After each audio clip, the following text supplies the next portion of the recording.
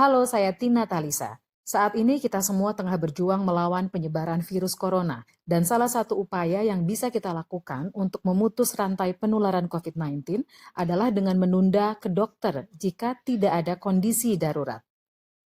Untuk para orang tua seperti saya, tunda ke dokter anak kecuali anak mengalami demam tinggi 3 hari atau lebih, diare dan muntah terus-menerus, sesak nafas, anak tidak mau makan dan minum, mengalami perdarahan banyak, bentul kemerahan seluruh tubuh, mengalami kejang 2 kali atau lebih, adanya penurunan kesadaran atau anak tidak aktif, dan jika ada jadwal imunisasi maka dapat ditunda maksimal 2 minggu. Bagi para bumil ibu hamil, tunda ke dokter kandungan kecuali mengalami muntah hebat, perdarahan, kontraksi atau nyeri perut yang hebat, pecah ketuban, tekanan darah tinggi, nyeri kepala yang hebat, tidak merasakan gerakan janin atau mengalami kejang.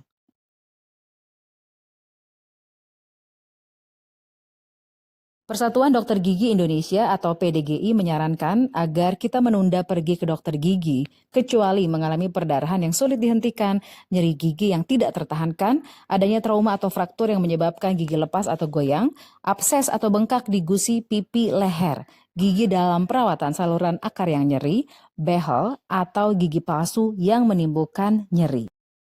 Jika memiliki rencana kunjungan ke dokter spesialis bedah saraf juga harus ditunda, kecuali mengalami trauma kepala, adanya penurunan kesadaran, trauma tulang belakang, merasakan nyeri kepala yang hebat, buram mendadak, mengalami kejang terus-menerus, atau kelumpuhan mendadak.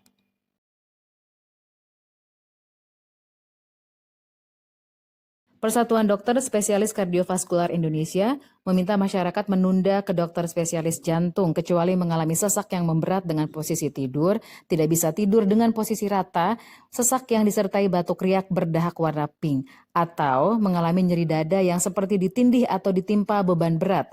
Nyeri dada yang menjalar ke lengan atau punggung atau leher, juga nyeri dada yang disertai mual, muntah, dan keringat dingin. Kalau mau ke dokter mata hanya untuk pemeriksaan kacamata dan medical check up, maka harus ditunda dulu.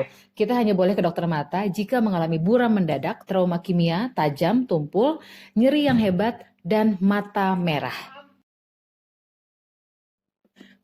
Penundaan kunjungan ke dokter spesialis telinga, hidung, tenggorokan, kepala, leher atau THT-KL juga harus dilakukan, kecuali mengalami mimisan banyak yang tidak berhenti, keluarnya cairan telinga yang disertai demam, sakit kepala hebat, kemasukan benda asing ke telinga, hidung, tenggorokan, dan saluran nafas, trauma pada wajah dan leher, penurunan pendengaran secara drastis dan tiba-tiba, adanya sakit telinga yang hebat disertai pilek, nyeri wajah atau dahi yang hebat, dan adanya abses daerah leher.